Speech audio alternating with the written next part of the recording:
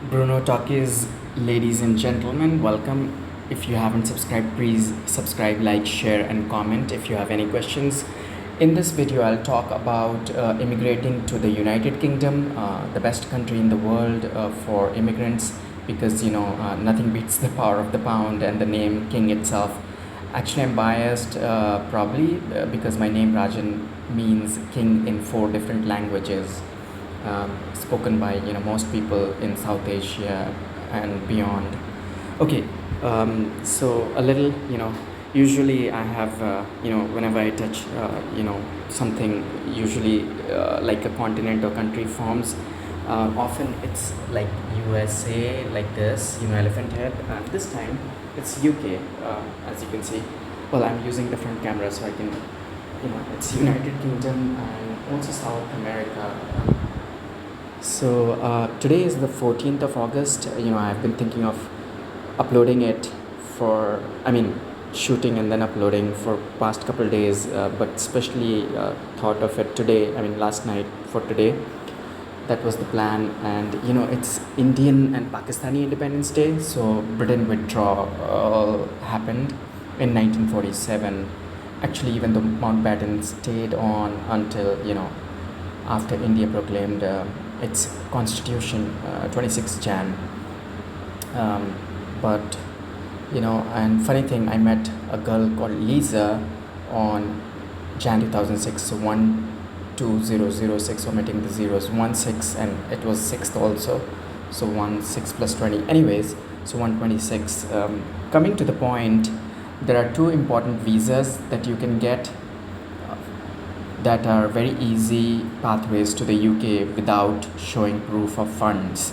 Proof of funds is a hurdle for both tourist visa and PR visa. For PR, you need tons of money because you will be resettling, and for tourist visa, you have to show that you can stay in a hotel, and then more importantly, the country wants to benefit from you.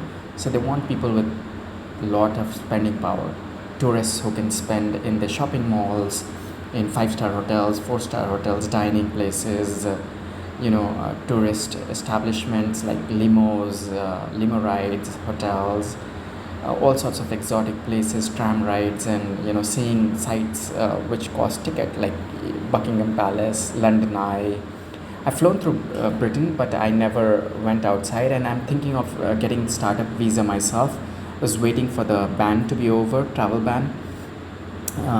So basically, with the startup visa, if you have any innovative idea that is sustainable and that can contribute to British economy, and you should know that Britain has huge number of financial institutions, so it's fintech. If you have any idea related to fintech or any technology like which everybody is into, like social media or artificial intelligence or NFTs or cryptocurrency, that is legit.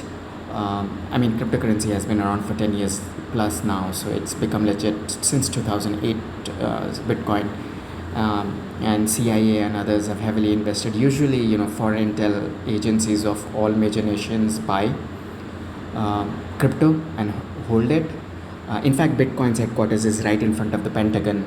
I'm talking about it because I'm launching my own crypto. I've thought of it since 2018, and since then, Bitcoin has gone up from 6,700 to 20,000, and now it went to 60,000 and is hovering around 44k now.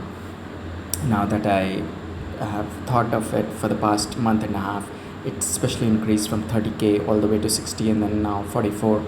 Okay guys, in the next video the next few, I'll talk about my crypto that you can buy for only $30 to $50 starting, and every week I'll increase its price. So okay, British visa, startup visa, you need to get vetted by any agency like the Royal Society of London, or there are universities. Check if they can, if any university can recommend you.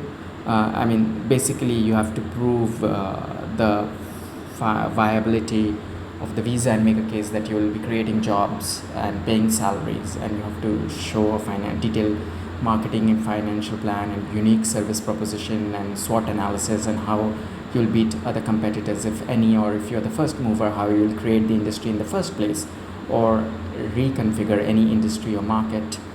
So like with cryptocurrency, there are like 500 banks in the city of London itself. Big banks like Barclays, HSBC, which is Hong Kong Shanghai Banking Corporation, all the European banks like Deutsche Börse, ABN AMRO, Banco National Paribas, Banco Santander, UBS, Deutsche Bank, quite a few European banks, ING, and all that. But Barclays and HSBC, and even Citibank. So look into fintech. And then the second visa is global talent visa, which costs 460 to just get vetted by, like, there are 5 organizations like Royal Society, and then they do for engineering as well as arts, and then there is Tech Nation only for technology, and then there are 3 other organizations that do that, and you apply directly to any of these 5 agencies, or you can apply to more than one, and you have to pay fee to each. So decide carefully who you want to apply to. Some are for arts, or some are for sciences, and technology specifically. So Tech Nation, tech specific. If they vet it, usually they are pretty lenient. They want to attract techpreneurs. So if you can prove that you have some awards or publications, or if you have a minimum viable product, and or especially with some customer traction, and investors, then you are good to go. Even if you don't have investors, if you can showcase that you have a product at least, and a business plan that's been vetted and board, and developers and core CXO team, then you can get the visa 460 and then 135 again directly to the agency giving the visa. And it's actually only 363 pounds for the startup visa, which is cheaper. And for both, you don't need to show any proof of funds.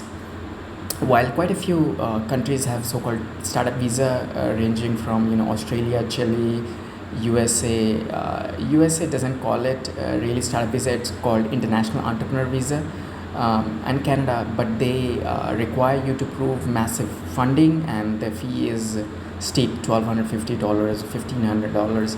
So you would be, especially for Canada, you can get PR cheaper. And if you don't want to prove any settlement funds, if you don't have any, or have less than required, get a temporary foreign worker permit. Check my other videos. So guys, all the best. Like, share, subscribe.